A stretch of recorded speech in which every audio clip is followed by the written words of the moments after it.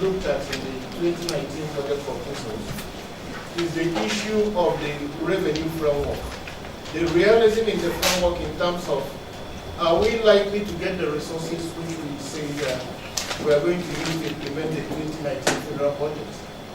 And what we try to do is to look back at the flow in 2018 and the flow in 2017 and see whether these projections are realistic. And the key revenue expenditure, the key revenue is oil revenue, non-oil revenue. You talk about companies' income tax, you talk about customs and excise, you talk about value-added tax, and domestic recoveries. From our projections, from what we see, the projections in previous years were not realized. And we also continue, even trying to ask for more to come from some of the aid. So the initial suggestion is that we should use the actuals of the previous years, at least 2017, 2018, as a guide in the forecast we are making.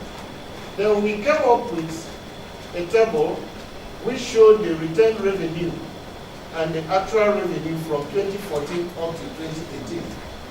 If you look at this document, I think that's this particular one. That should be on page what?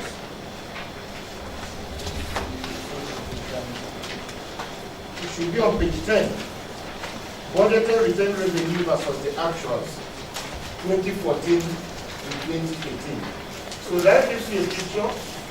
In 2014, we budgeted 3.731 trillion, and we got 3.242. In 2015, the budget was 3.452 trillion. The actual inflow was 2.776. 2016, 3.855 trillion. Actual inflow 2.621. 2017, 5.084 trillion. Actual inflow 2.377. 2018, which we prorated up to the top quarter, 5.374 was expected by the end of top quarter. We only got 2.578. In essence, for 2017 and 2018, we did not even meet 50% of the projected revenue. And the issue is that if we are continuing that trend, that means the budget is dead on arrival, because we are not basing the expenditure items on a realistic revenue projection. And then we looked at the challenge of diversification of the economy. It's been a mantra since almost 20 years that we want to diversify the economy. But if you look at the revenue projections, oil revenue is still expected to get in 52.94%. And so the issue is that the diversification mantra has not really worked. And this has come not just with this administration, with previous administrations. And this brings to the fore the issue of whether we have actually fully exploited and explored the full ramifications of the petroleum industry in terms of what we can get out of it, the petrochemicals, the whole value chain, because it is now that we have to make it and use up whatever is remaining of the oil, because very soon that oil will be useless to us. By the time renewable energy takes off full stream, and also electric cars come on board, every part of the world are working towards stopping the internal combustion engine so that we have less emissions that fuel climate change. So it is now that Nigeria needs to use up these natural resources, otherwise it will come in the next couple of years. We also looked at the deficit, which is 1.32% of the GDP, and is in the sum of 1.859 trillion. Of course, it's 2.21% of the overall expenditure and 26.6% of retained revenue to be financed by domestic and foreign borrowing.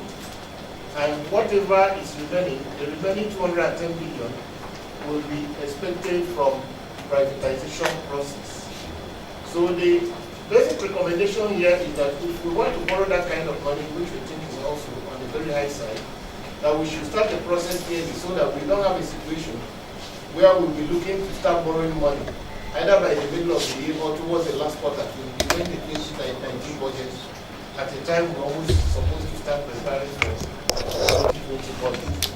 And then we noticed something about stamp duties. Each of you here, I'm sure you run past it. Anytime you make a transaction about 50 or 100 naira, sometimes 150, depending on the quantity of transaction, is deducted from your money.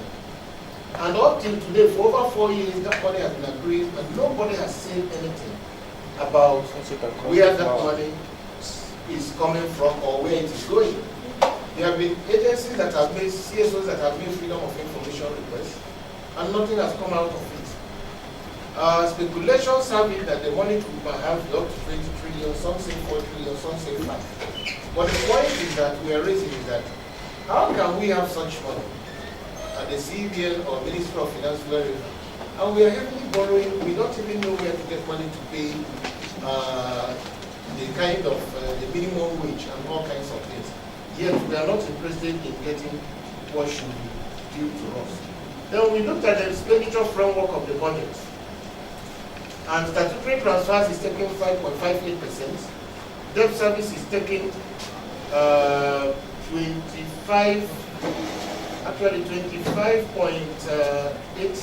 roughly about 25 and 26%. If you add the debt service and the sinking fund for retirement maturing loans. Debt, non-recurrent debt expenditure is taking 45%, capital expenditure 23%. So you can see that as of today, debt expenditure, repayment of debt is beginning to take more than capital expenditure. And the unfortunate scenario is that what happens in the budget, if the money is not available, you first of all pay salaries, bring out money for overheads, and bring out money for debt service, and also do statutory transfers.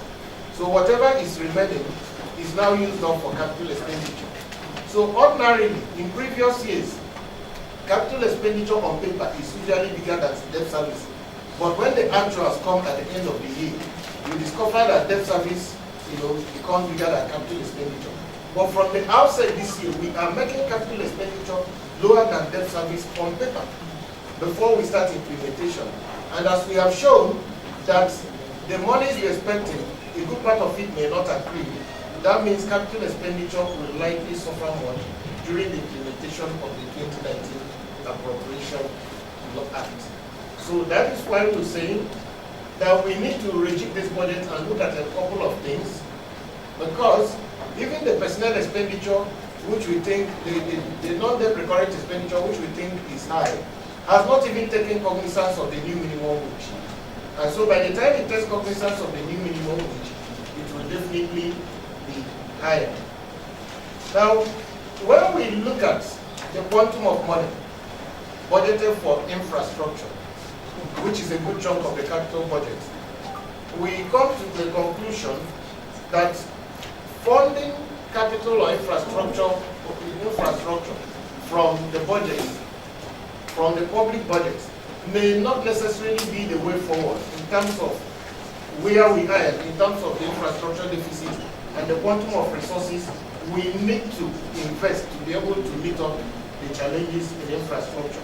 When we get to the recommendations, we will rule out part of what we call a big picture of how alternatively money can be raised to fund infrastructure and capital expenditure. And one good thing we did in this report was that even if you go to our recommendations, you see that the first thing we did was to talk about revenue, because most of the times people analyzing the budget are just talking about expenditure. Nobody thinks through where the money is going to come from. And some of our colleagues in government will rather accuse us, oh, you are saying money, spend money, spend money. Tell us where it is coming from, where it come from. And I think that's one of the beautiful things we did in this report, that we have also seen where this money will likely come from. So the challenge we have with debt service is the quantum. Because as of today, Nigeria is paying back debts with 68 kobo out of every 100 kobo it makes. Out of every 1 naira we have, we get as our real revenue. That is money we get from sale of crude oil and gas, money we get from CIT, companies income tax, value added tax, customs and excise, any special funds, whether it's solid minerals out of fees, if it is 100 kobo, which is 1 naira, we are using 68 kobo to pay back the money we have borrowed and spent before. And that means what is available for us to pay salaries, to build infrastructure, do capital project, do overhead is 32 kobo, which is 38%, 32% of it. So it is a very, very troubling scenario. And as we are borrowing more, by next year, maybe by next year, it will reach about 75 kobo out of every 1 naira. And that's not sustainable. Because our colleagues in government always tell us that we don't have a debt problem, that we have a revenue problem. And I tell them that is trying to play on words and be clever by half. We have a real debt problem. Because you cannot take away your debt without, if you are calculating your debt, you must also calculate how much you have to pay back. So the ability to pay back is, for me, what is real, and not what you say GDP, because GDP doesn't pay back debt. And sometimes some people will now want to compare themselves with the United States of America, that America is going over 100% of its GDP. I come out and tell the person, so hold on a minute, be quiet, listen. The world currency is virtually the dollar. There is no world central bank that brings the dollar. It is the American equivalent of its central bank that brings the dollar. And your reserves are in dollars. Ethiopia, Nigeria, virtually every country, even China, is putting reserves in the dollar. So if there is $10 trillion circulating in the world today, what America owns may not be more than 5 or 6. The remaining belongs to you, to everybody. So America is a special case, and there's a production capacity. They have a capacity you cannot explain, and I've told you the dynamics and politics of the world economy. You trade with their currency. There's no central bank that brings world central bank. It is how they manage it. So never, ever anybody in Nigeria say America is going so much, therefore you should go out. You are deceiving yourself. You can't, it doesn't happen that way. Now moving further, we looked at the issue of debt service versus capital goods. We looked at it very soon, what we are saying, that we are using more to pay for debt than the money we are putting in capital expenditure. Then we looked at recurrent non-debt expenditure. From a long time, the government has been saying they want to cut down on cost of running government. But there is no evidence that this is happening, because if you look at the trajectory from 2015 up to today, recurrent non-debt expenditure in 2015 was 2.607 trillion.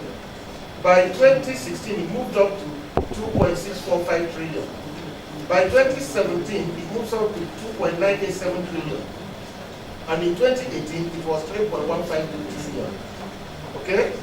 So if you look at it, and then the proposal for 2019 is 4.038 trillion. So this is not a trajectory of cutting down waste or bringing down the cost of governance. It is increasing in astronomical and geometrical proportions, not even arithmetical proportions. The difference between 2015, 2.607 trillion, and 2019 projection of 4.038, and this excludes the new minimum wage, which has just been approved by the National Assembly. So by the time you include it, your guess can be as good as mine. It will get up to 5 trillion. So in essence, the committee reports, like the Rosane committee reports, which we have been speaking about for years, from the Jonathan days up till now, we think it's imperative that it be redusted and looked into if we are serious about cutting down the cost of governance. One other thing we looked at is alignment of capital budgetary provisions and policies. The budget is about implementing laws and policies. And there's what I fondly call a continuum. Budget, plan, policy, continuum. If you make a policy, you make a plan, you make a law, and it doesn't get resonance and reflection in your budget, you're wasting time. Because the budget is where you put down the resources to implement them. A good number of things we are seeing in the budget do not reflect the current policies. For instance, you go to the Ministry of Transport, they are still trying to get money. They're asking for money to build a hotel at the Murtala Mohammed International Airport in Lagos. And then the question is, I thought we have agreed that there are certain things the private sector should do. All federal government needed to do is to show the land, the ministry show the land, and investors will come and bid. And they will even pay government something as well as construct the hotel. Government cannot manage a hotel. After all the fiasco of the new airlines last year, there is still 8 billion for working capital for the new airline. I thought we have come to the position where we agreed that this airline is not going to work. But there is still money for it. And a lot of other things. We put down money for the National Rural Electrification Agency. At a time, we have privatized the discos. And these people have areas of exclusivity. And the most galling part of it is that federal government will stay in Abuja and go and put new wires and lines in maybe my remote village somewhere. And as soon as they are leaving, the disco starts sending bills and collecting tariffs, reaping where they did not sow. How do you reconcile that? So the mandate of the National Rural Electrification Agency, as far as I'm concerned, is dubious. It can no longer stand the test of legality. Even if you must electrify Nigeria, do we need to stay in Abuja and start electrifying Akwa Ibom and Zamfara and Kaola and Amara? Why don't you give this money to the state governors or the local governments to do? Particularly in view of what I've just said about the mandate vis-a-vis the policies of government. So moving from there, we also have a lot of bulk votes without details. All those enjoying statutory transfers, National Assembly, National Judicial Council, Universal Basic Education Commission, Human Rights Commission, Public Complaints Commission, and which other one? NDDC. And INET, they are all bulk sums. No disaggregation. So whatever they do with the money, nobody knows. And this is what we've been complaining about over the years, and we even went to court, and the court decided in our favor. It appears that maybe the National Assembly is the only body that most of the time the media focuses on. We should also extend our focus and fragment to all these other agencies, because their borders should be open.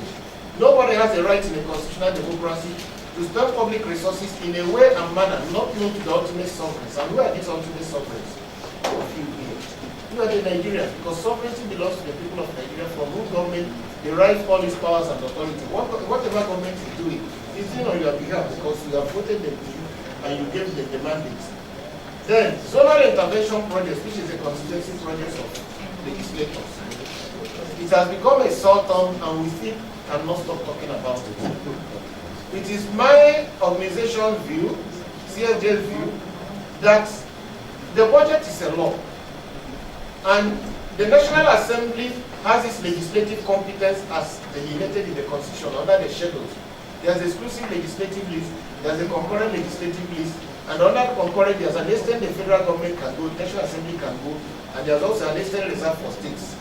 So, any subject matter the National Assembly cannot legislate on in an ordinary piece of legislation, we are of the view that they cannot also make appropriation on it, because the budget itself is a law. So if you don't have the virus or the competence to enact a legislation on, say, primary health care, or to start voting for issues on there, why are you voting money? Because at the end of the day, you end up building, for instance, a primary health care. You cannot hire nurses, you cannot hire midwives, you are not the one to buy diesel or to do anything. So a good number of the primary health care institutions built as constituency projects, which we monitor, are there. Brothers took over the places. Some of them were overtaken by Bush because there was no buy-in from the state government. And in some states, the state government is owing health workers, say, 6 months. You come and construct a new health center. So you want the state government that is going 6 months to go and hire new people and start posting when it has not paid the salary. So we are saying that constituency projects should be matters that are within the legislative competence of the federal government. Otherwise, what they're doing is ultra-virus. And I look forward to the day when we will have an attorney general who can challenge some of these things in the Supreme Court, because the executive and legislature don't need to go to the High Court or Court of Appeal. They can proceed straight to the Supreme Court. And in a matter of months, these things are decided once and for all. Now, moving forward, we also looked at service-wide votes, which is quite huge, and also not disaggregated. And we are saying, take the money in service-wide votes that belongs to NDDC. For instance, if you go to there, they use some of money for sports. Why don't you give it to the Ministry of Sports? Why do you have to centralize it at the Ministry of Finance or Presidency? So these are some of the issues we are raising in service-wide votes. Moving forward from there, we looked at specific sectors like agriculture, we looked at health, and we looked at education. In all these sectors, we are saying that Nigeria has fallen short of the commitments they made internationally. Although we also crack this joke down here that they say give education 26%, give health 15%. What does it come to? 41, right? Give agriculture 10%. What does it come to? 41. So these three sectors alone have taken 51%. So what happens to health? What happens to defense? What happens to electricity? What happens to roads? So we agree that those projections may not be very realistic, because if you make it present today, and there's no one going to do that kind of budgeting. But at least, let's begin to move closer. If you agree 15%, why don't you do 7.5%? If you agree 26%, why don't you start with 13%? If you agree 10% in Maputo for agriculture, why don't you do 5%? At least that makes sense, and you can now explain that, you know, we have a lot of other obligations and things we need to do with our funds. So in that respect, we are saying that we are not taking steps for the progressive realization of the right to education, the right to food, and the right to health, and the right to adequate housing, including quite a number of other rights. Now, we also realize that the money, for instance, to health is not necessarily the one there in the budget for Ministry of Health. That in the MBAs that they also have money for NHIS and some other things which may also pertain to health. We computed them together and still came to the realization that we did not meet the projections. So let's get to the recommendations. The recommendations which are key.